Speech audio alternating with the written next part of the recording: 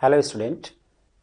Topic है plant physiology और यहाँ पे सबसे पहले हम बात करने वाले हैं फोटोसिंथेसिस इन हायर प्लांट। तो फोटोसिंथेसिस लोअर प्लांट में भी होता है, लेकिन हम यहाँ पे टारगेट करने वाले हैं हायर प्लांट के बारे में, है ना। तो फोटोसिंथेसिस है क्या? अगर हम इसकी बात करें तो यहाँ पे लिख रहा है कि फोटोसिंथेसिस एक फिजिको केमिकल या फोटो बायोकेमिकल प्रोसेस है। यहाँ पे हम फिजिकल प्रोसेस की भी बात करने वाले हैं और केमिकल प्रोसेस की भी बात करने वाले हैं। सनलाइट से हमें क्या बनाना है? फूड बनाना है, ग्लूकोज बनने वाला है। तो कैसे बनेगा उसकी बात हम फोटोसिंथेसिस में करने वाले हैं। अब यहाँ पे एक रिएक्शन मेंशन की गई है जिसमें आप देख रहे हो कि CO2 वाटर सनलाइट और क्लोरोफिल के प्रेजेंस में कन्वर्ट किस में हो रहा है? ग्लूकोज में। और यहां पर एज ए बाई प्रोडक्ट आप बोलो ऑक्सीजन का फॉर्मेशन हो रहा है। दैट मीन्स इस प्रोसेस में आपको ग्लूकोज तो मिलेगा ही मिलेगा, साथ ही साथ आपको यहां पे ग्लूकोज के साथ साथ ऑक्सीजन भी मिलने वाला है। तो यह है फोटोसिंथेसिस का रिएक्शन। लेकिन यह प्रोसेस एक ही स्टेप में नहीं होने वाली। आपको पता ग्लूकोज बनाने में हमें लाइट रिएक्शन और फिर डार्क रिएक्शन में जाना पड़ेगा। तो लाइट रिएक्शन से होते हुए जब हम डार्क रिएक्शन में जाएंगे तब जाकर के ग्लूकोज का फॉर्मेशन होगा। और इस रिएक्शन को ऐसा नहीं है कि वन डे का एक ये रिएक्शन हमें पता चल गया कि वन डे में ये पता चल गया कि प्लांट फोटोसिंथेसिस में ग्लूकोज बनाता है। इसमें जब आप अर्ली एक्सपेरिमेंट की बात करोगे तो डिफरेंट साइंटिस्टों ने अपने एक्सपेरिमेंट से बताया कि फोटोसिंथेसिस की क्या क्या रिक्वायरमेंट है। समझने वाली बात है कि आखिर प्लांट फूड बना रहा है, दैट मींस ग्लूकोज बना रहा है, तो कैसे बना रहा है, ये मैकेनिज्म हमें फोटोसिंथेसिस में समझना है।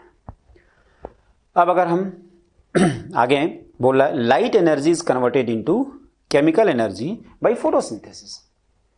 फोटोसिंथेसिस में क्या होगा? जो लाइट एनर्जी है जो लीफ पे आ रही है उससे हम क्या बनाएंगे? Chemical energy. हमें एटीपी मिलने वाला है, हमें ग्लूकोज मिलने वाला है फोटोसिंथेसिस से।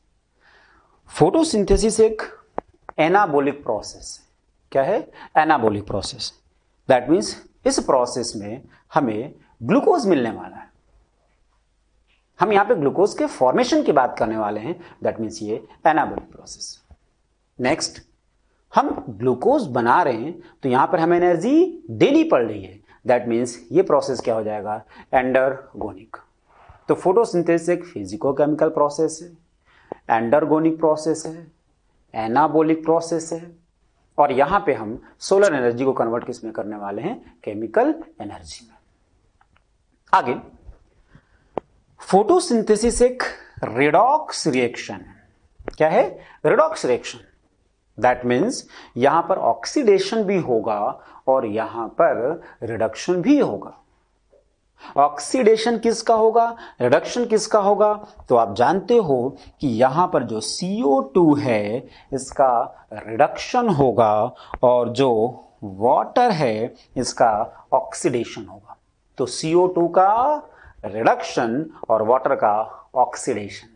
हम जानते हैं कि वाटर का जब ब्रेकडाउन होगा तो इससे आपको जो हाइड्रोजन निकलेगा उसको CO2 एक्सेप्ट करके कन्वर्ट किस में होगा?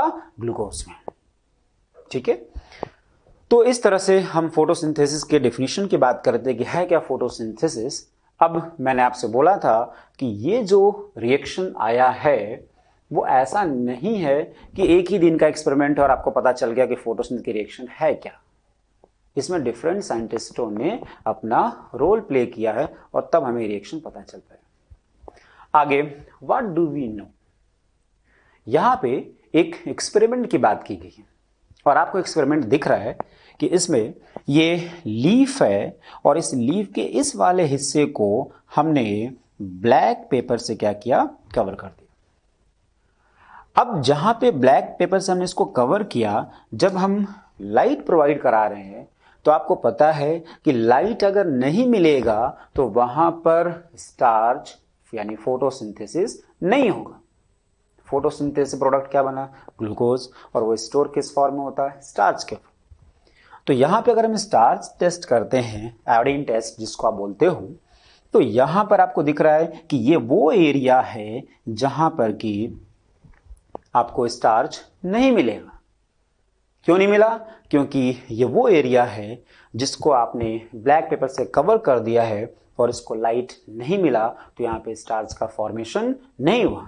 That means photosynthesis occur only in the green part of the leaf in the presence of light. Light photosynthesis के लिए इसेंशियल है, ये बात हमें यहां से समझ में आ रही है। मॉल्स हाफ लीफ एक्सपेरिमेंट की अगर हम बात करें, इनका जो एक्सपेरिमेंट था उससे हमें क्या पता चलता है। एक प्लांट लिया, ये पॉटेड प्लांट है, इसकी लीफ को हमने यहां पर इस केएस सोल्यूशन में, इस बॉटल में जिसमें केएस सोल्यूशन है, इसको हमने इंसर्ट कर दिया इस लीफ को। लेकिन ये पूरी लीफ इस बॉटल के अंदर नहीं है। आप ये देखो, आधी लीफ जो है वो बॉटल के अंदर है और आधी लीफ जो है वो बॉटल के बाहर है। अब यहां पर हमने जब केवल सोल्यूशन लिया तो इस एरिया में आपको CO2 नहीं मिल रहा है। दैट मीन्स आधी लीफ जो बॉटल के अंदर है वो एटमॉस्फेयर CO2 फ्री है, जबकि बाहर लीफ जो बॉटल के बाहर है यहां पर CO2 उसको मिलेगा। ठीक है। अब जब इसको लाइट मिला, फोटोसिंथेसिस हुआ, तो फोटोसिंथेसिस होगा तो अपने को पता है कि यहां पर इसका प्रोडक्ट क्या है, स्टार्च है। तो जब हम आयोडीन टेस्ट करें तो हमें पता चलता है कि लीफ का वो हिस्सा जो कि बॉटल के अंदर है उसमें स्टार्च नहीं बना, जबकि जो हिस्सा बाहर है उसमें स्टार्च का फॉर्मेशन होता है। इससे क्या पता चल रहा है कि फोटोसिंथेसिस उस एरिया में हुआ जहां पर CO2 प्रेजेंट था। दैट मीन्स मॉल के एक्सपेरिमेंट से हमें यह पता चलता है कि CO2 is essential for photosynthesis. तो देखो, जो रिएक्शन हमने अभी कुछ समय पहले लिखा था फोटोसिंथेसिस का रिएक्शन, में CO2 वाटर की बात हो रही थी और लाइट और क्लोरोफिल के प्रेजेंस में ग्लूकोज का फॉर्मेशन हो रहा था। तो मैंने आपसे बोला था कि अलग अलग साइंटिस्टों ने अपने एक्सपेरिमेंट से बताया कि फोटोसिंथेसिस में क्या क्या रिक्वायरमेंट होती है। तो यहाँ पर आपको पता चल रहा है कि CO2 is essential for photosynthesis. Okay, next अब अगर हम बात करें मॉल के हाफ लीफ एक्सपेरिमेंट के बाद, तो प्रिस्टले का एक्सपेरिमेंट, जोसेफ प्रिस्टले का एक्सपेरिमेंट एनसीईआरटी में आपको इसका डायग्राम भी मिलता है। ये जो डायग्रामेटिक रिप्रेजेंटेशन है, सिंपल सा डायग्राम है और इससे क्या कंक्लूजन निकलता है उसकी बात करेंगे। यहां पर आपने रिप्रेजेंट किया, ये एक बेल जार है जिसमें आपको दिख रहा है कि कैंडल और यहां पे ये माउस। आफ्टर सम टाइम यहां पर कैंडल भी बुझ गई और ये माउस भी डेल हो गई। दैट मीन्स इस बेल जार के अंदर जो एयर था उस एयर को कहीं ना कहीं कैंडल के जलने की वजह से और इस माउस के रेस्पिरेशन की वजह से इसने इस एयर को रिमूव किया, इस एयर को डैमेज किया और सफोकेशन की वजह से ये कैंडल भी बुझ गई और यहां पर ये माउस भी सर्वाइव नहीं कर रहा। दूसरे एक्सपेरिमेंटल सेटअप में यहां पर इन्होंने क्या लिया, मिंट का प्लांट ले लिया। दैट मीन्स माउस और कैंडल के साथ साथ यहां पर क्या लिया, मिंट प्लांट ले लिया। और आफ्टर सम टाइम अगर हम देखते हैं तो यहां पर कैंडल भी जलती है, माउस भी सर्वाइव कर रहा है। दैट मीन्स इस पहले वाले एक्सपेरिमेंटल सेटअप में जब प्लांट नहीं था तो क्या हुआ, ये कुछ समय के बाद कैंडल भी बुझ गई और आपका ये माउस भी डेड कर गया। लेकिन उसी एक्सपेरिमेंटल सेटअप में बेल जार में जब हमने इस प्लांट को रखा तो कैंडल भी जल रही है और ये माउस भी सर्वाइव कर रहा है। तो इनका कंक्लूजन क्या था, इनका कंक्लूजन ये था कि जिस एयर को कैंडल और माउस ने रिमूव किया उसको रीस्टोर करने का काम कौन कर रहा है, प्लांट कर रहा है। कौन कर रहा है, प्लांट, जिसकी वजह से आफ्टर सम टाइम आपको दिख रहा है कि कैंडल और माउस में कोई भी इफेक्ट नहीं पड़ा, दोनों, माउस सर्वाइव कर रहा है और कैंडल जल रही है। ओके, नेक्स्ट अगर हम बात करें जॉन इंजनहॉर्स की, इनका भी एक्सपेरिमेंटल सेटअप बिल्कुल प्रिस्टले की तरह था। इन्होंने भी बेल जार को लिया था अब यहां पर डिफरेंस क्या है, ये जो बेल जार है, प्लांट है, माउस है, ये प्रेजेंस ऑफ लाइट है, यहां पे लाइट है, और दूसरे एक्सपेरिमेंटल सेटअप में आपको दिख रहा है कि ये एब्सेंस ऑफ लाइट, यहां पर लाइट नहीं है और यहां पर लाइट है। तो जिस पे लाइट है, जिस बेल जार को लाइट मिल रहा है, इसमें आपको दिख रहा है कि प्लांट, और यहां पे इस अगर माउस की बात करें, ये सर्वाइव कर रहा है।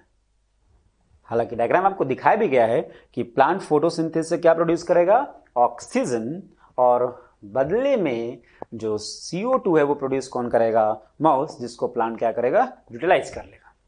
लेकिन जब लाइट नहीं होगा तो प्लांट में फोटोसिंथेसिस नहीं होगा, और इस तरह से ऑक्सीजन की डिफिशियंसी की वजह से सफोकेशन होगा और ये माउस सर्वाइव नहीं करेगा, तो डेड कर जाएगा।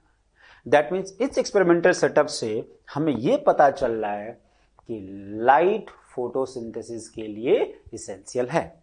ओके, नेक्स्ट अगर हम यहां पे बात कर रहे हैं, इसी इंजनहॉज ने एक दूसरा एक्सपेरिमेंट किया। यहां पर आपको दिख रहा है एक्वेटिक प्लांट हमने लिया, हाइड्रोला, और यहां पर जब आप एक्सपेरिमेंट कर रहे हो तो आपको दिख रहा है ये बबल्स, ऑक्सीजन के बबल्स इस तरह से यहां पर रिप्रेजेंट किएंगे, जिसको आप बोलो ऑक्सीजन बबल।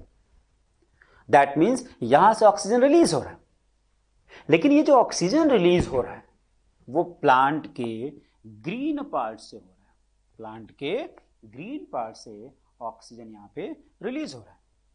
तो अगर प्लांट के ग्रीन पार्ट से ऑक्सीजन रिलीज हो रहा है, दैट मीन्स फोटोसिंथेसिस के लिए ग्रीन पार्ट नेसेसरी है, इसेंशियल है।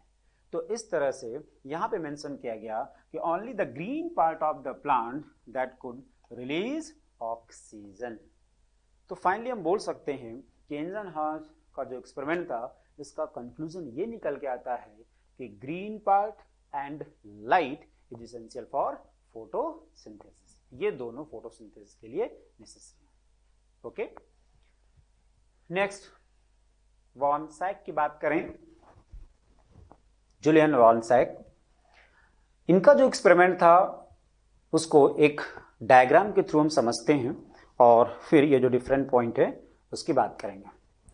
तो यहां पर आप रिप्रेजेंट कर रहे हो वॉन सैक, ये है आपकी लीफ, ये हमने लीफ को रिप्रेजेंट किया, ठीक है। अब इस लीफ में आपको यहां पर आपने रिप्रेजेंट कर दिया, सपोज ये है मेसोफिल सेल,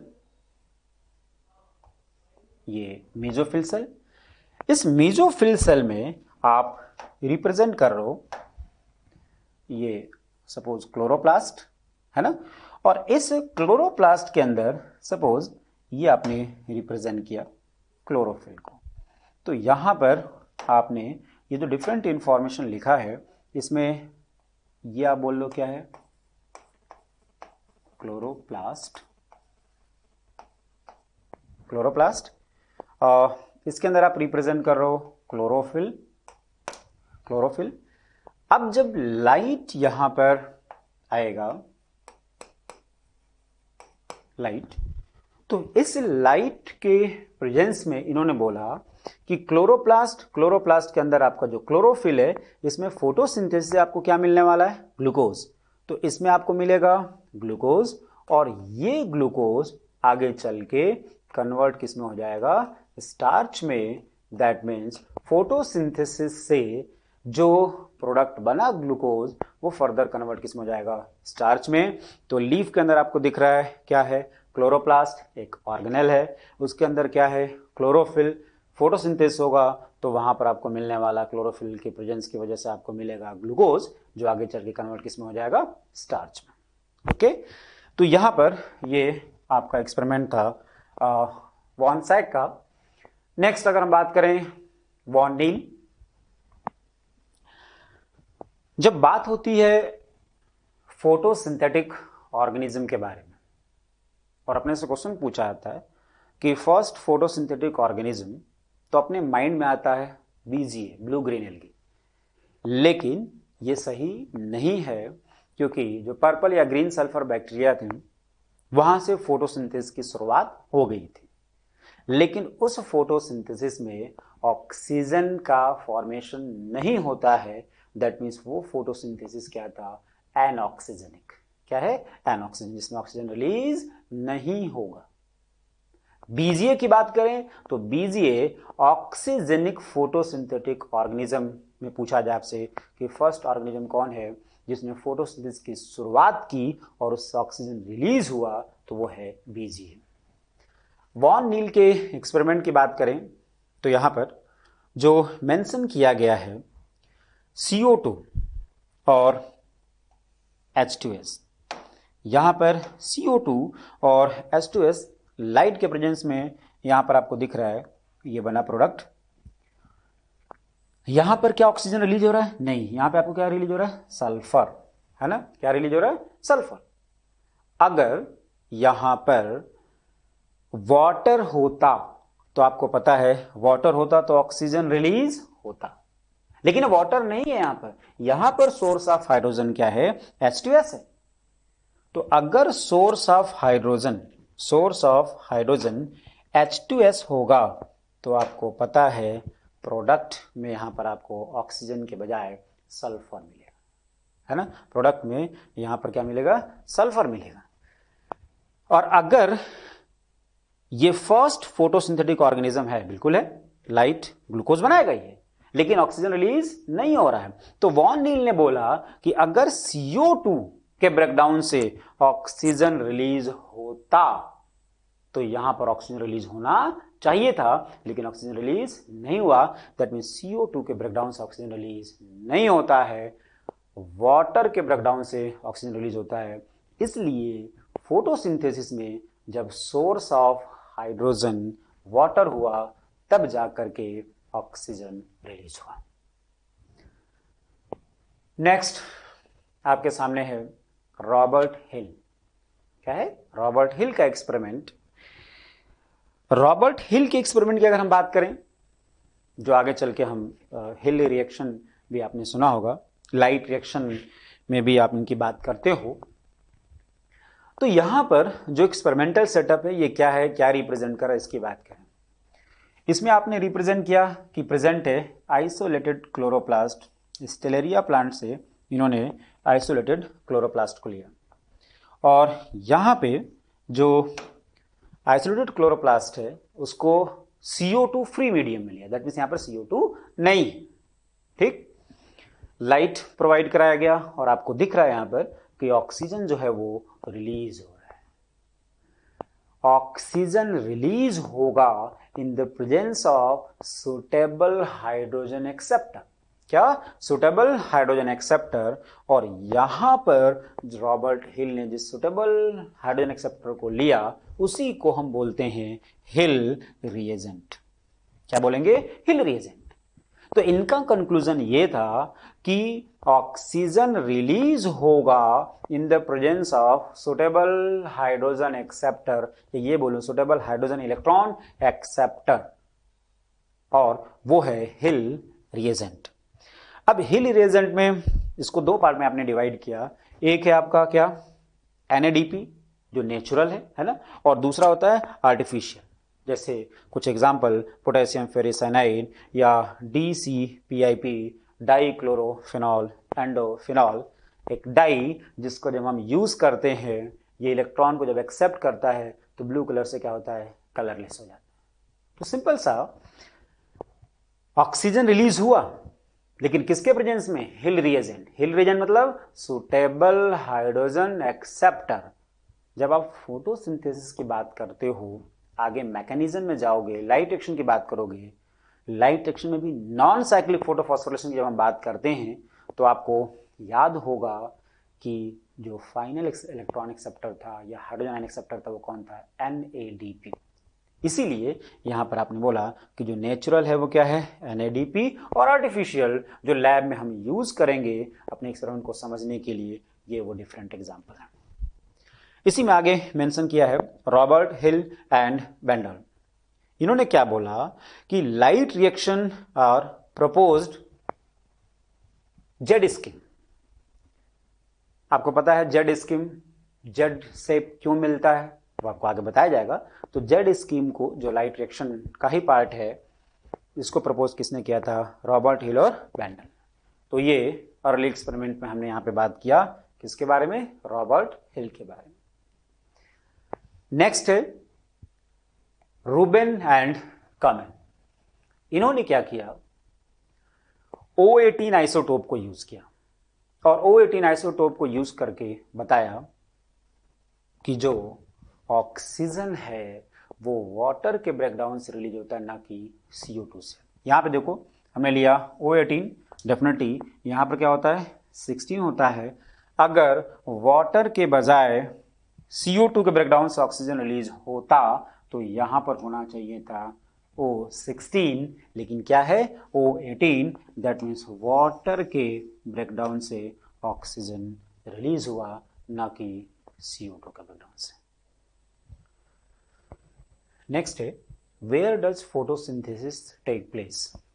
फोटोसिंथेसिस कहां पर हो रहा है, इसकी बात अगर हम करें तो फोटोसिंथेसिस एक वेल डेवलप्ड सेल ऑर्गेनेल में होता है जिसको हम बोलते हैं क्लोरोप्लास्ट, और ये क्लोरोप्लास्ट यहां पे रिप्रेजेंट किया गया। फोटोसिंथेसिस प्लांट के ग्रीन पार्ट में होता है, जरूरी नहीं सिर्फ लीफ हो, स्टेम भी ग्रीन है तो उसमें भी फोटोसिंथेसिस होगा, लेकिन मेनली किस में होता है? लीफ में होता है। और लीफ में अगर मेनली फोटोसिंथेसिस हो रहा है तो उसके अंदर जो सेल ऑर्गेनेल है जिसमें फोटोसिंथेसिस होता है वो है क्लोरोप्लास्ट। तो यहां पर क्लोरोप्लास्ट का स्ट्रक्चर रिप्रेजेंट किया गया है। आपको दिख रहा है कि ये डबल मेम्ब्रेन स्ट्रक्चर है, जिसमें यहां पर आपने रिप्रेजेंट किया ये आउटर मेम्ब्रेन, इसके बाद ये आपने रिप्रेजेंट किया इनर मेम्ब्रेन, नेक्स्ट आपने रिप्रेजेंट किया स्ट्रोमा। ये जो लिक्विड है जो इसके अंदर प्रेजेंट है इसको आपने क्या बोला? ये है स्ट्रोमा। नेक्स्ट ये जो कॉइन लाइक स्ट्रक्चर आपको दिख रहा है, ये ग्रुप में जो प्रेजेंट है इसके लिए आप टर्म यूज करते हो क्या? ग्रैनम। इस बात को समझिए, जैसे ये एक कॉइन है ना, ये है थैलेकॉइड। ये क्या है? थैलेकॉइड। ये दूसरा कॉइन, ये तीसरा, ये चौथा, और जब ये ग्रुप में आ जाए तो इसके लिए आप टर्म क्या यूज कर रहे हो? ग्रैनम। दैट मीन्स यहां पर आपने टर्म क्या यूज किया? ग्रैनम। ये थैलेकॉइड से मिलकर के बना होता है और कई सारे ग्रैनम को कलेक्टिवली अब क्या बोलते हो? ग्रैना बोलते हो, है ना। नेक्स्ट यहां पर ये ग्रैनम है, ये ग्रैनम है, और इसके बीच में आपने रिप्रेजेंट किया ये है स्ट्रोमा लैमली। क्या है? Stroma lamellae. ठीक है। नेक्स्ट आप रिप्रेजेंट करो, ये है राइबोसोम। क्लोरोप्लास्ट के अंदर राइबोसोम प्रेजेंट होता है।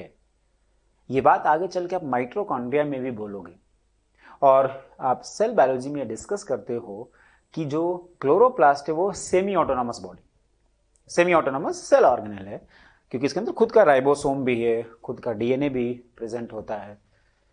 यहां पे आपने रिप्रेजेंट किया ये लिपिड ड्रॉपलेट्स, इसके अंदर रिप्रेजेंट करो, ये आप रिप्रेजेंट करो, यहां पे प्रेजेंट है स्टार्च ग्रैनुल्स। तो इस तरह से हमने क्लोरोप्लास्ट के स्ट्रक्चर की बात की। अब इस क्लोरोप्लास्ट के स्ट्रक्चर में आप जाओ तो इसमें आपको ये बात समझ में आ रही है कि इसके अंदर ये तो लिक्विड प्रेजेंट है। ये क्या है? ये जो भी है ये क्या है? ये लिक्विड है, और इसके अंदर ये जो है वो मेम्ब्रेनस स्ट्रक्चर है, ये जो है ये मेम्ब्रेनस स्ट्रक्चर है, ये क्या है? ये सब मेम्ब्रेनस स्ट्रक्चर है। तो इसमें ये जो मेम्ब्रेनस स्ट्रक्चर आपको दिखाई दे रहा है, इसमें होने वाला है लाइट रिएक्शन। क्या होगा? Light reaction. और ये जो लिक्विड आपको दिख रहा है इसके अंदर क्या होगा? Dark reaction. तो इनके अंदर चलने वाला है, दैट मींस स्ट्रोमा की बात करें तो इसमें क्या होगा? Dark reaction. और ये जो मेम्ब्रेन है जिसमें आपने ग्रैनम या स्ट्रोमा लैमली टर्म यूज किया है, इसके अंदर चलने वाला है लाइट रिएक्शन। इसका मतलब है कि क्लोरोप्लास्ट में लेबर ऑफ डिवीजन होता है। वो बात यहां पे समझाई गई कि division of labour in chloroplast, जो डायग्राम में हमने डिस्कस किया उसी को आप यहां पे देख रहे हो कि क्लोरोप्लास्ट को हमने दो पार्ट में डिवाइड किया। एक है मेम्ब्रेनस सिस्टम और दूसरा है फ्लूइड यानी लिक्विड स्ट्रोमा। तो बात हुई थी कि स्ट्रोमा में क्या चलेगा? Dark reaction. अब डार्क रिएक्शन में क्या होता है, CO2 जो एटमॉस्फेयर में है उसको कन्वर्ट हमें किस में करना है, ग्लूकोज में। और अगर हम मेम्ब्रेनस सिस्टम की बात करें तो यहां पे बोला है ग्रेना लैमली और यहां बोला है स्ट्रोमा लैमली। जो दो स्ट्रक्चर आपने अभी यहां पर थोड़ी देर पहले देखा था, उसकी अगर बात करें, ये ग्रैनम और यहां पे बात हो रही है स्ट्रोमा, इन दो स्ट्रक्चर की बात हो रही है जो आपको इस मेम्ब्रेन में दिखाई दे रहे हैं। तो इसका मतलब है कि जो ग्रेना लैमली है और स्ट्रोमा लैमली, इसमें तो चलने वाला है लाइट रिएक्शन और स्ट्रोमा में चलने वाला है डार्क रिएक्शन। अब सवाल यह है कि अगर लाइट रिएक्शन में होता क्या, तो हम यहां पर डिटेल में भी मैकेनिज्म तो डिस्कस कर नहीं रहे, लेकिन कुछ पॉइंट हम डिस्कस कर सकते हैं। लाइट रिएक्शन में क्या होने वाला है, लाइट रिएक्शन में आप जानते हो कि वाटर का ब्रेकडाउन होगा in the presence of light, जिसमें ऑक्सीजन रिलीज होगा। दूसरा पॉइंट, जो सोलर एनर्जी है उससे हमें मिलने वाला आगे चल के ATP और NADPHH+। दैट मीन्स जो प्रोडक्ट ऑफ लाइट रिएक्शन है वो क्या था, आपका product of light reaction oxygen है, ATP और NADPHH+, जिसमें आप जानते हो कि ऑक्सीजन जो होगा वो एटमॉस्फेयर में चला जाएगा, प्लांट के पास क्या होगा, ATP और NADPHH+। अब ये जो प्रोडक्ट है लाइट रिएक्शन का, जो कहां चल रहा है, मेम्ब्रेनस सिस्टम में, चाहे वो ग्रैनम लैमली हो चाहे वो स्ट्रोमा लैमली, ग्रैना लैमली हो चाहे वो स्ट्रोमा लैमली हो, इस प्रोडक्ट को हम यूटिलाइज कहां करेंगे, डार्क रिएक्शन में, जो कहां चल रहा है, स्ट्रोमा में। और इस डार्क रिएक्शन में क्या करोगे आप, इस डार्क रिएक्शन में product of light reaction that means ATP और NADPHH+ के प्रेजेंस में हम CO2 को कन्वर्ट किसमें करने वाले हैं, ग्लूकोज में। तो ये प्रोसेस डार्क रिएक्शन स्ट्रोमा में चलने वाला है, और यहां पर लाइट रिएक्शन में जो बात करें वो कहां चलेगा, मेम्ब्रेनस सिस्टम में, दैट मींस क्लोरोप्लास्ट के अंदर। लेबर ऑफ डिवीजन है, कौन सा काम कहां पर होगा ये फिक्स है, ये यहां पर आपने मेंशन किया है। इसी बात को जो हमने डिस्कस किया, इस डायग्राम से यही रिप्रेजेंट किया गया कि यहां पर ये क्या है, सनलाइट है ना। अब ये सनलाइट,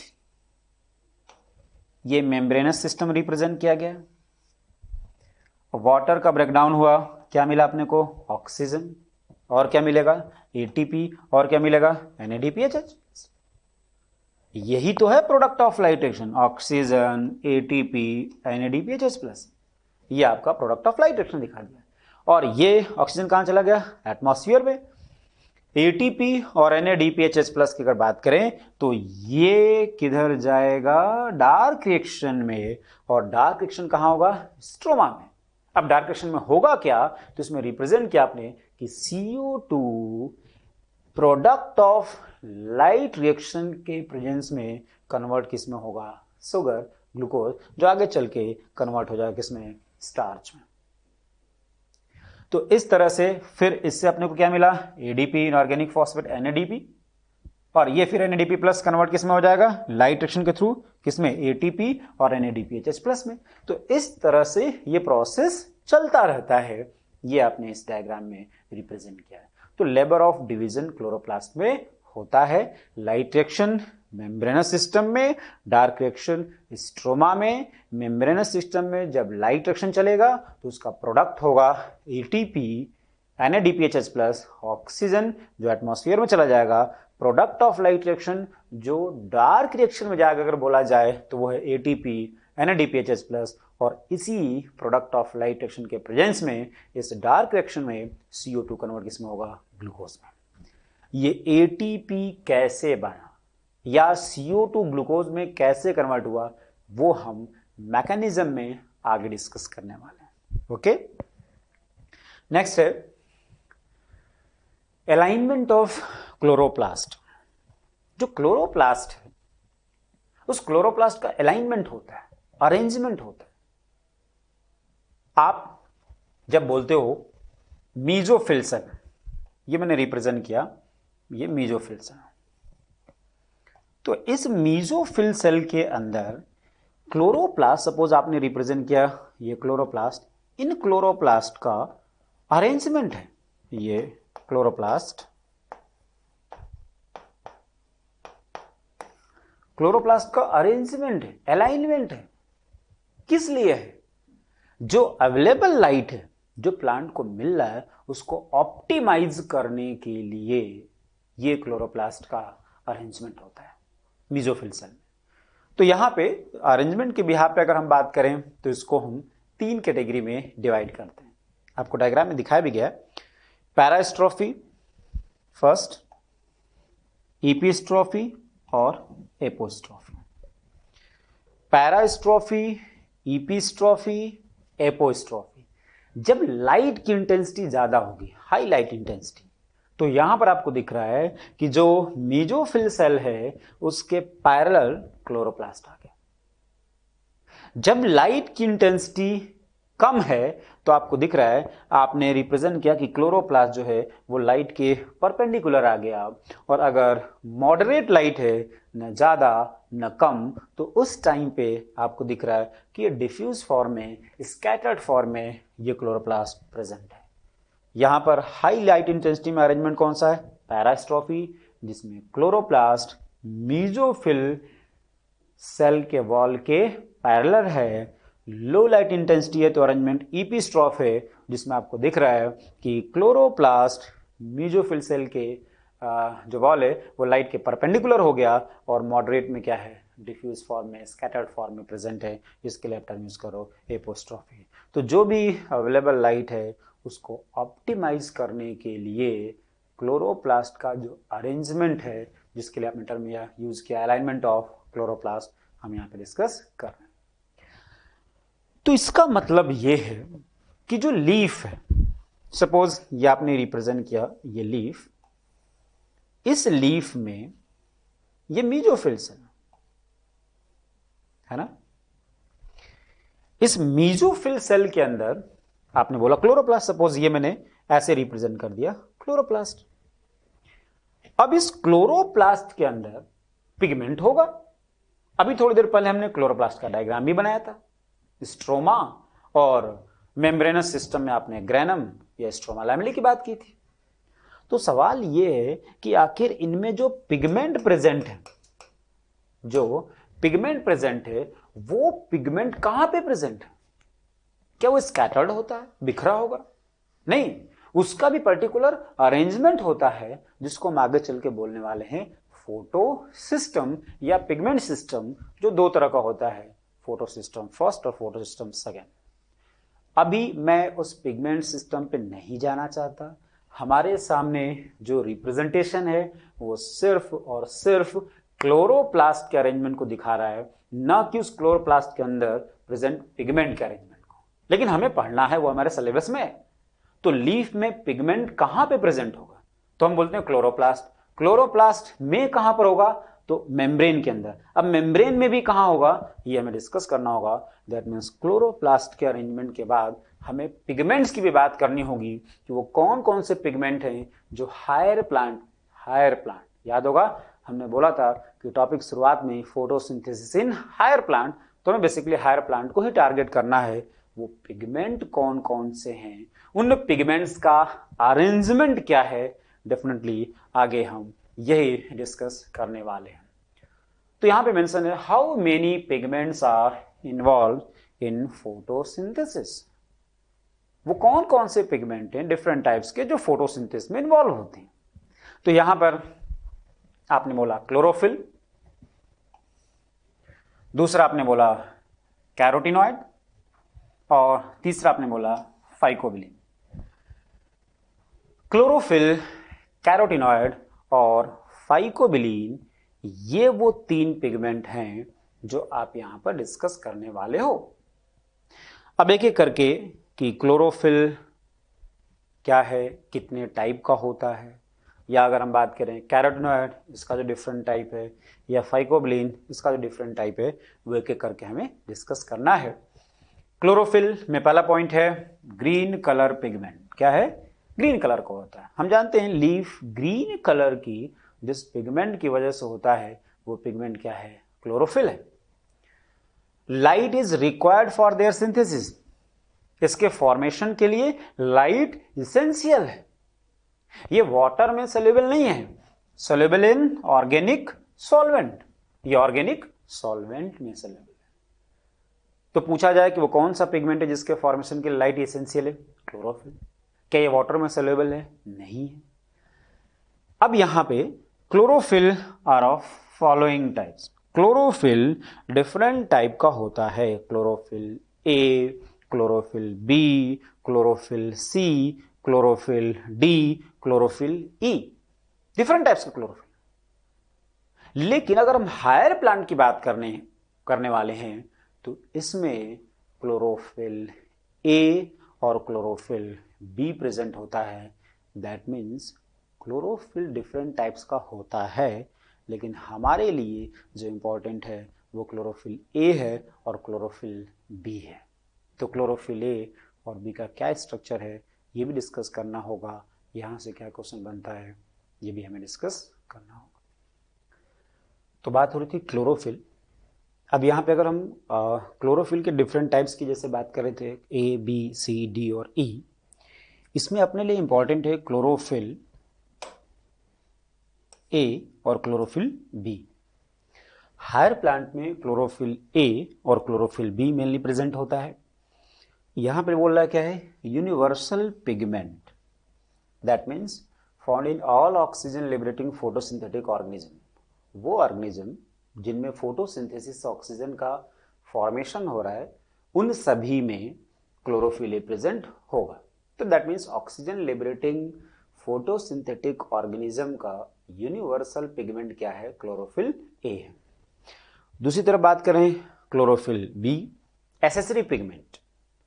आगे जब हम फोटो सिस्टम की बात करेंगे तो आप उसमें रिएक्शन सेंटर और लाइट हार्वेस्टिंग कॉम्प्लेक्स या एसेसरी पिगमेंट की बात करते हैं। तो उसी के रिस्पेक्ट में यहाँ पे बात की गई है कि ये क्या है, एसेसरी फोटोसिंथेटिक पिगमेंट। ये हायर प्लांट में भी मिलता है और एल्गी वगैरह में भी मिलता है, यूग्लिनाइड में भी मिलता है। दैट मीन्स हायर प्लांट में मेनली क्लोरोफिल ए और क्लोरोफिल बी है। इसके अलावा भी क्लोरोफिल होते हैं, जैसा कि बोला गया chlorophyll C, chlorophyll D, chlorophyll E. जब हम एल्गी की बात करते हैं तो आपको याद होगा हम एल्गी का क्लासिफिकेशन जब करते हैं तो एक प्लेटफॉर्म ये होता है कि on the basis of pigment and reserve food material algae को हम डिफरेंट क्लास में डिवाइड करते हैं। तो ये जो सी है, डी है, ई है, ये भी क्लोरोफिल पिगमेंट है, लेकिन हमें मेनली टारगेट करना है क्लोरोफिल ए पर और क्लोरोफिल बी पर। इसका मतलब अगर क्लोरोफिल ए और क्लोरोफिल बी अपने लिए इंपॉर्टेंट है तो इसका क्या स्ट्रक्चर है, इसका क्या फॉर्मूला है, यहां से भी क्वेश्चन बनता है। तो यहाँ पे जो फोटोसिंथेटिक पिगमेंट है इसमें सबसे पहले अगर क्लोरोफिल ए की बात करें तो रिप्रेजेंट किया इसका फॉर्मूला C55H72O5N4Mg। अच्छा, यहाँ पे बात की गई है कि जो CH3 ग्रुप है वो प्रेजेंट है सेकेंड पैरोल रिंग।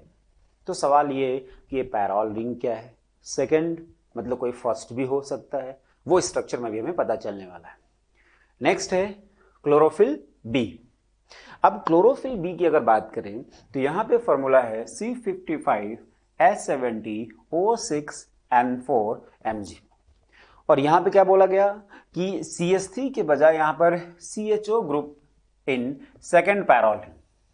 तो सेकेंड पैरोलिंग पे क्लोरोफिल में क्या प्रेजेंट है, CH3।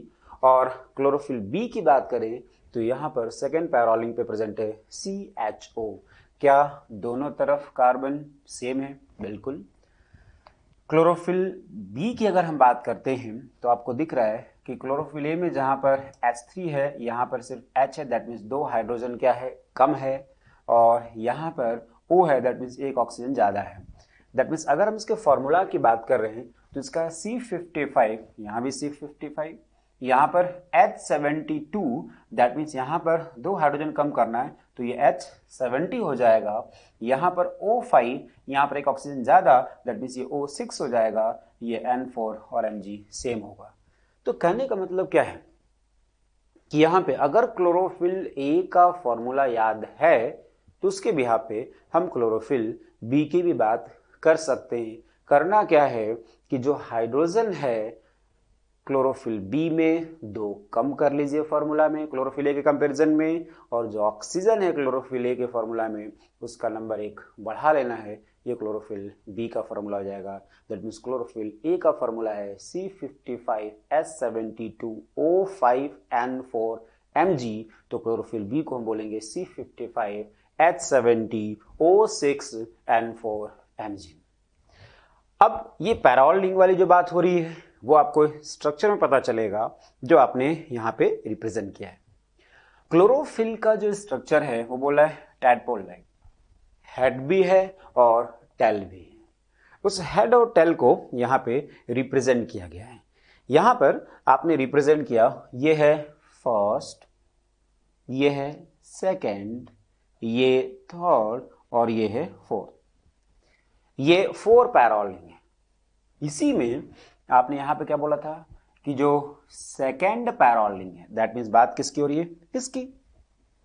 सेकेंड पैराल रिंग में यहां पर प्रेजेंट है क्या, CH3। तो सेकेंड पैराल रिंग के थर्ड कार्बन पे CH3 है और वहीं पे सेकेंड पैराल रिंग के थर्ड कार्बन पे CHO हो जाए तो बात किसकी होगी, क्लोरोफिल बी की। बाकी सब कुछ सेम है क्लोरोफिल ए और क्लोरोफिल बी में। दैट मीन्स स्ट्रक्चर में क्या डिफरेंसेस है वो यहाँ पे रिप्रेजेंट किया गया है, बाकी सब कुछ क्लोरोफिल ए और क्लोरोफिल बी में सेम होता है। अब यहाँ पे आपने रिप्रेजेंट किया कि ये है पोरफायरिन हेड, ठीक है। अब पोरफायरिन हेड में 4 पैराल रिंग है, 1 2 3 4 आपको स्ट्रक्चर में दिखाई दे रहा है। इस सेकेंड पैराल रिंग के थर्ड कार्बन पे CH3 है तो क्लोरोफिल ए है, और अगर CHO हो जाए तो क्लोरोफिल बी है। यहाँ पे पोरफायरिन हेड के डायमेंशन की बात करें, वो साइज मेंशन किया गया है। इसका नेचर क्या है, हाइड्रोफिलिक नेचर। तो पोरफायरिन हेड का नेचर हाइड्रोफिलिक है, तो डेफिनेटली जब हम फाइटोल टेल में जाएंगे तो वहां पर हमें हाइड्रोफोबिक नेचर की बात करनी होगी, आगे हम डिस्कस करने वाले हैं। इसमें मेंशन किया गया कि 4 पैराल रिंग प्रेजेंट होता है, जिसमें सेंटर में प्रेजेंट है मैग्नीशियम। क्या है, मैग्नीशियम। यानी अगर हम पोरफायरिन हेड की बात कर रहे हैं तो सिंपल सा सेंटर में प्रेजेंट है मैग्नीशियम, 4 पैराल रिंग प्रेजेंट होगा। इसमें जो सेकेंड पैराल रिंग है उसके थर्ड कार्बन पे प्रेजेंट है CH3 in the case of chlorophyll A, और वहीं पे CHO हो जाए तो बात होगी क्लोरोफिल बी की। ये आपने पोरफायरिन हेड को रिप्रेजेंट किया। अगर हम फाइटोल टेल की बात करें, जिसमें आपको दिखाई दे रहा है कितने कार्बन है, 20 कार्बन, साइज 20 एंगस्ट्रॉम है। यहां पर इसका नेचर क्या है, हाइड्रोफोबिक। तो पोरफायरिन हेड का नेचर क्या मैंने बोला, हाइड्रोफिलिक, और फाइटोल टेल का नेचर क्या है, हाइड्रो।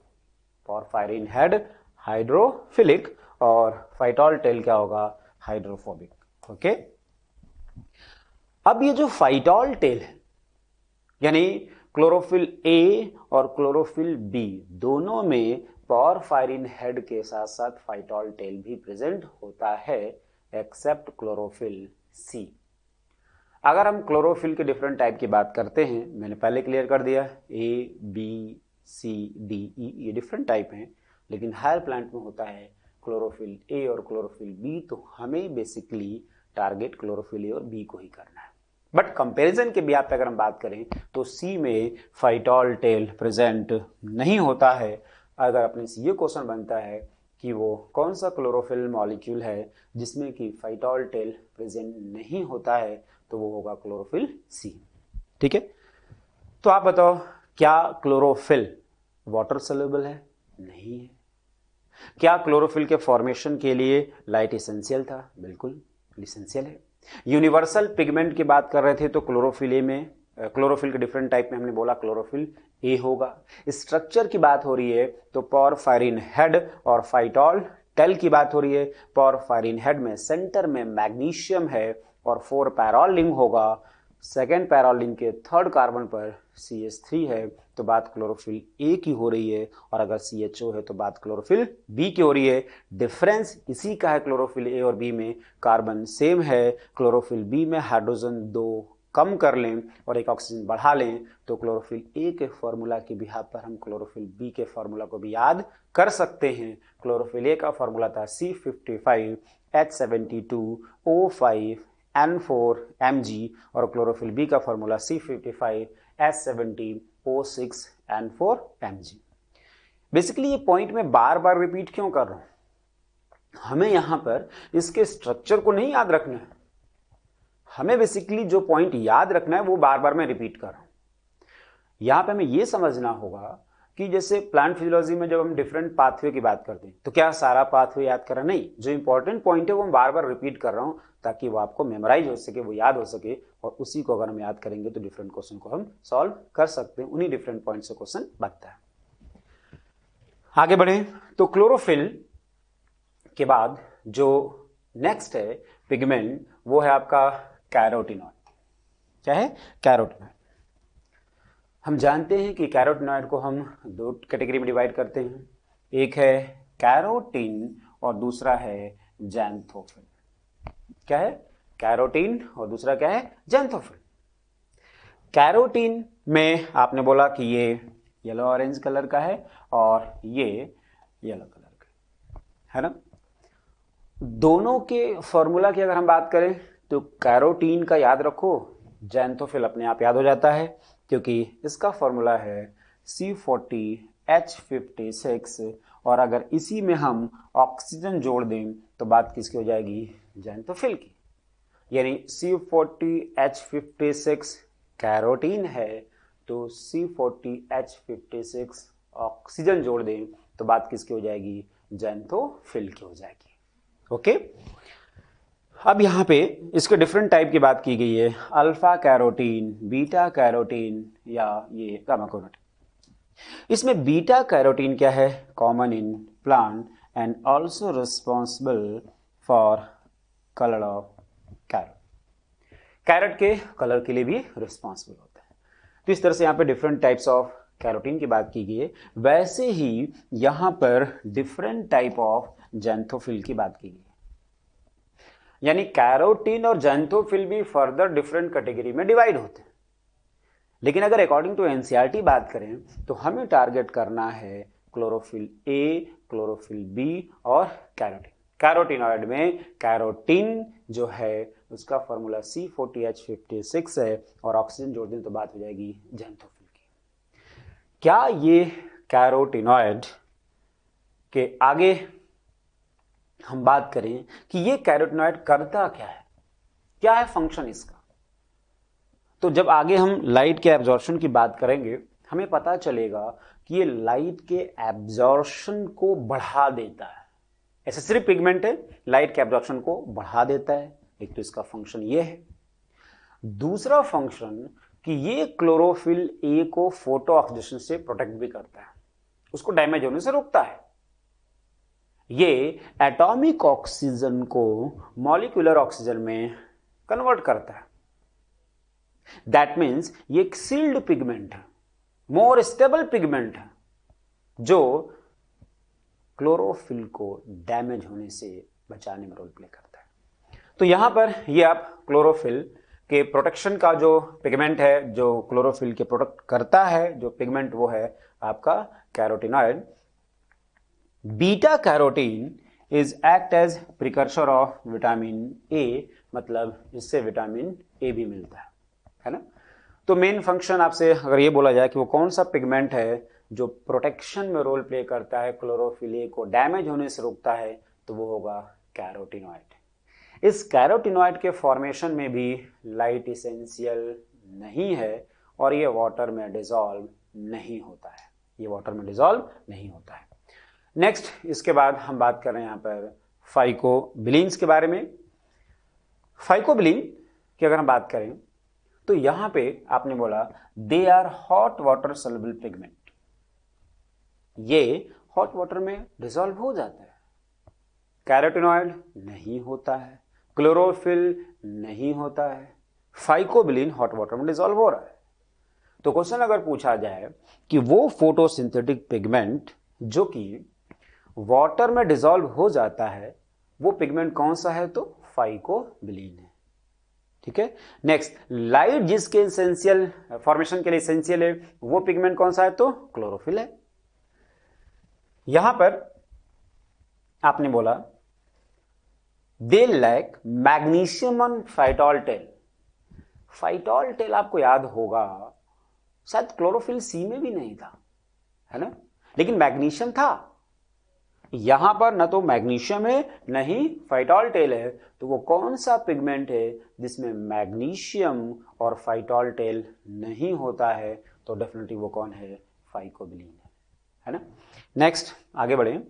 टाइप ऑफ फाइकोबिलीन, तो डिफरेंट टाइप्स है, फाइकोसाइनिन, फाइकोएरेथ्रिन या एलोफाइकोसाइनिन, जो डिफरेंट कलर देता है, blue, red and light. Phycocyanin और फाइकोएरेथ्रिन, एलोफाइकोसाइनिन।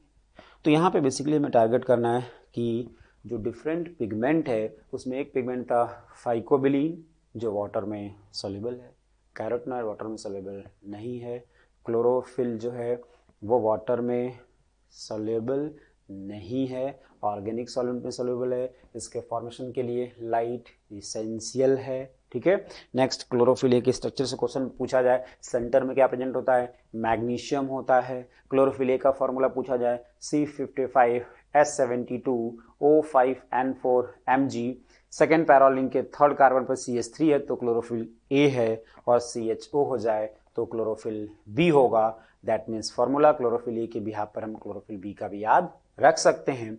वो कौन सा क्लोरोफिल है जिसमें फाइटॉल टेल नहीं था? तो क्लोरोफिल सी होगा। और वो कौन सा पिगमेंट है जिसमें मैग्नीशियम और फाइटॉल टेल दोनों नहीं है? तो वो फाइकोबिलीन होगा। ओके, यहां पे they occur exclusively in BG and red algae as an accessory pigment। तो सिंपल सा ये सारे के सारे accessory pigment। आगे एब्जॉर्प्शन स्पेक्ट्रम। एब्जॉर्प्शन स्पेक्ट्रम की अगर हम बात कर रहे हैं, क्या लाइट का एब्जॉर्प्शन सिर्फ क्लोरोफिल ए, क्लोरोफिल बी और कैरोटिनॉइड ही करता है? ऐसा नहीं है, और भी पिगमेंट करते हैं, लेकिन मैंने पहले क्लियर कर दिया, एनसीईआरटी ने मेनली टारगेट किया है क्लोरोफिल ए, क्लोरोफिल बी और कैरोटिनॉइड का, और वही डायग्राम आपने यहाँ पे रिप्रेजेंट किया है।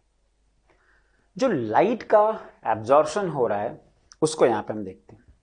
एब्जॉर्प्शन स्पेक्ट्रम की बात की गई है और यहाँ पर ये ग्राफिकल रिप्रेजेंटेशन दिखाया गया है। इधर आपने रिप्रेजेंट किया absorption of light, chloroplast pigment, और उसमें क्लोरोप्लास्ट में क्लोरोफिल ए, क्लोरोफिल बी और कैरोटिनॉइड की बात की गई, और इधर आपने रिप्रेजेंट किया है wavelength of light, that means VIBGYOR 400 से लेकर के 700 नैनोमीटर, जिसमें फोटोसिंथेसिस होता है, जिसको बोलते हो PAR, फोटोसिंथेटिक एक्टिव रेडिएशन। तो ये डिफरेंट पिगमेंट लाइट को एब्जॉर्ब कर रहे हैं, तो उनके एब्जॉर्प्शन स्पेक्ट्रम को यहां पर रिप्रेजेंट किया गया। यहां पर ये क्लोरोफिल ए की बात की गई है, इसका ये ग्राफिकल रिप्रेजेंटेशन है। तो क्लोरोफिल ए का पीक हमें मेनली एक यहां पे दिख रहा है और एक यहां पे दिख रहा है ना। दैट मीन्स यहां पर अगर हम बात करें, ये मैंने रिप्रेजेंट किया ये ब्लू रीजन, और यहां पे मैं रिप्रेजेंट कर रहा हूं ये है रेड रीजन। तो क्लोरोफिल ए का पीक कहां कहां दिख रहा है? ब्लू लाइट में, और नेक्स्ट पीक कहां दिख रहा है? रेड लाइट में। ओके, क्लोरोफिल बी की बात करें तो इसने भी पीक किधर दिखाया है? ब्लू लाइट में, और फिर पीक किधर दिखा रहा है? रेड लाइट में। कैरोटिनॉइड की अगर हम बात करें तो आपको दिख रहा है carotenoid shorter wavelength of light को एब्जॉर्ब कर रहा है। दैट मीन्स अगर वेवलेंथ ज्यादा हुआ तो उसको एब्जॉर्ब नहीं कर रहा है। शॉर्टर वेवलेंथ ऑफ लाइट को एब्जॉर्ब कौन करता है? कैरोटिनॉइड। ओके, तो अब इस ग्राफिकल रिप्रेजेंटेशन से जो क्वेश्चन बनता है उसकी बात करें, अगर मैं इन तीनों के कंपैरिजन के बिहाफ पे बात करूं कि क्लोरोफिल ए, कैरोटिनॉइड और क्लोरोफिल बी में सबसे ज्यादा ब्लू लाइट का एब्जॉर्प्शन कौन कर रहा है, तो आपको दिख रहा है क्लोरोफिल बी कर रहा है। ओके, कंफ्यूज नहीं होना, यहां से क्वेश्चन बनता है और कंफ्यूजन में हम क्वेश्चन गलत कर देते हैं। क्लोरोफिल ए, कैरोटिनॉइड और क्लोरोफिल बी के कंपैरिजन से क्वेश्चन पूछा जाए कि इन तीनों में सबसे ज्यादा ब्लू लाइट का एब्जॉर्प्शन कौन करता है, तो क्लोरोफिल बी होगा, और इन तीनों में सबसे ज्यादा रेड लाइट का एब्जॉर्प्शन कौन करता है, तो क्लोरोफिल ए होगा।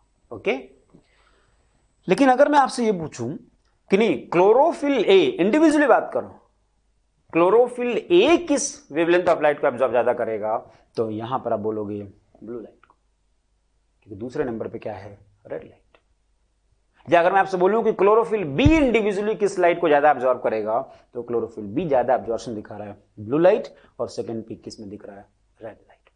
तो individually chlorophyll A blue light maximum absorption, और सेकंड पीक किस में है, रेड लाइट। ओके, लेकिन अगर कंपैरिजन में बात करें कि इन तीनों पिगमेंट में से कौन सा पिगमेंट है जो ब्लू लाइट का एब्जॉर्प्शन सबसे ज्यादा दिखाता है, तो वो क्लोरोफिल बी होगा। या रेड लाइट का एब्जॉर्प्शन कौन ज्यादा दिखाता है, तो वो क्लोरोफिल ए होगा। तो यहां पर आपने रिप्रेजेंट किया है एब्जॉर्प्शन स्पेक्ट्रम। अब अगर लाइट को एब्जॉर्ब किया तो एब्जॉर्प्शन के बाद एक्शन होगा, वर्क होगा। और आपको पता है फोटोसिंथेसिस में जब लाइट रिएक्शन होता है, वाटर का ब्रेकडाउन होता है, तो ऑक्सीजन रिलीज होता है। तो एक्शन को क्या हम ऑक्सीजन रिलीज से जोड़ सकते हैं? बिल्कुल जोड़ सकते हैं। तो आपने यहां पे रिप्रेजेंट किया क्या, रेट ऑफ फोटोसिंथेसिस। क्या है, रेट ऑफ फोटोसिंथेसिस, ब्रैकेट में आपने लिख दिया मेजर्ड बाय ऑक्सीजन रिलीज। यानी जितना ज्यादा ऑक्सीजन रिलीज होगा, रेट ऑफ फोटोसिंथेसिस ज्यादा होगा। कुछ इस तरह की बात यहां पे की गई। और यहां पे वही पहले की तरह है वेवलेंथ ऑफ लाइट। तो इधर है वेवलेंथ ऑफ लाइट और यहां पर है रेट ऑफ फोटोसिंथेसिस, और ये ग्राफिकल रिप्रेजेंटेशन दिखाया गया है।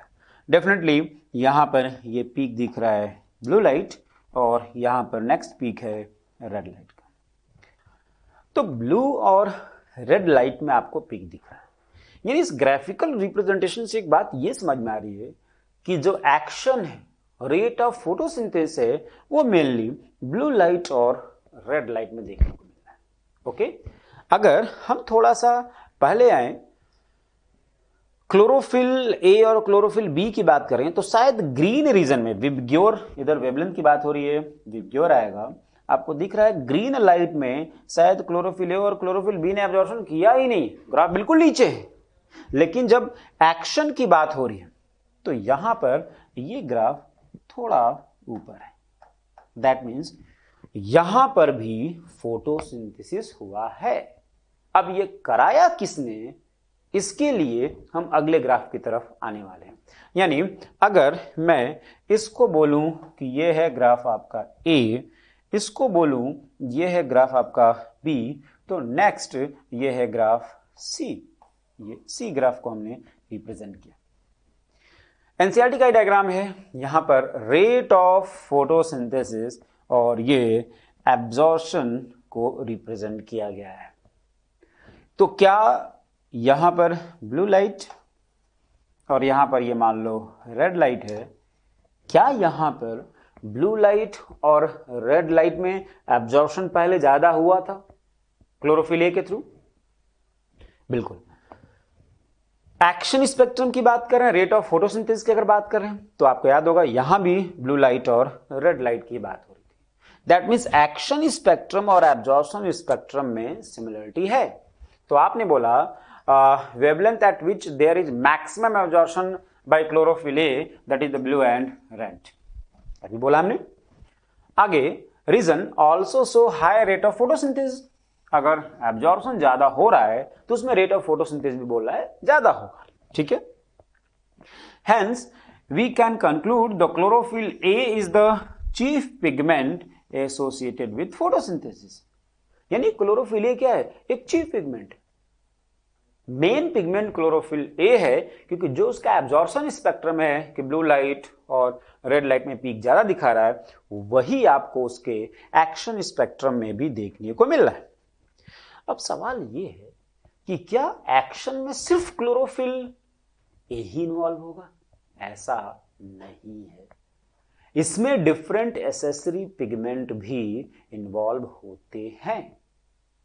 और अगर डिफरेंट एसेसरी पिगमेंट, जैसे स्पेशली अगर बात करें हम कैरोटिनॉइड की, तो carotenoid shorter wavelength of light को भी एब्जॉर्ब कर रहा है, ग्रीन लाइट को भी एब्जॉर्ब कर रहा है।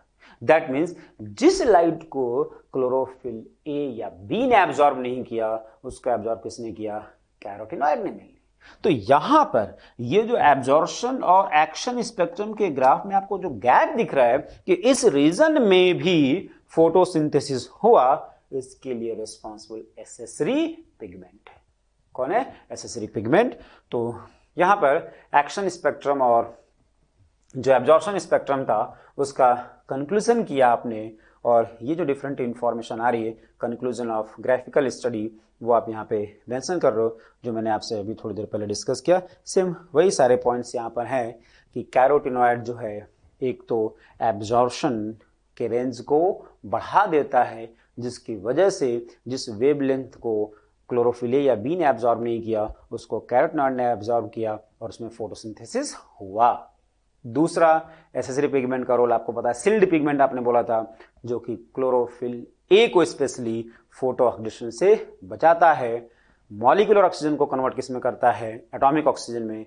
इस तरह से ये एसेसरी पिगमेंट यहाँ पर रोल प्ले करते हैं।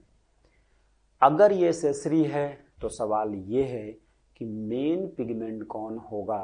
तो वो होगा क्लोरोफिल ए। ओके, एंगलमैन का एक्सपेरिमेंट जो हमने अभी थोड़ी देर पहले एक्शन स्पेक्ट्रम की बात की थी, उसी एक्शन स्पेक्ट्रम को यहां पर भी आपको देखने को मिलने वाला है। इन्होंने क्या किया, ये प्रिज्म के हेल्प से डिफरेंट वेवलेंथ के लाइट, दैट मीन्स 400 से 700, ये इन्होंने प्रोवाइड कराया एल्गी को, क्लैडोफोरा। तो ये है क्लैडोफोरा, है ना। और यहां पर इन्होंने रिप्रेजेंट कर लिया, ये है एरोबिक बैक्टीरिया, जिसको रेस्पिरेशन के लिए क्या चाहिए? ऑक्सीजन चाहिए।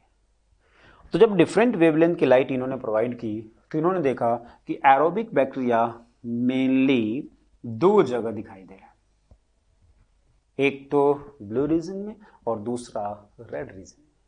तो इस रीजन में अगर एरोबिक बैक्टीरिया का नंबर ज्यादा है, दैट मीन्स इस रीजन में ऑक्सीजन रिलीज भी ज्यादा हो रहा है।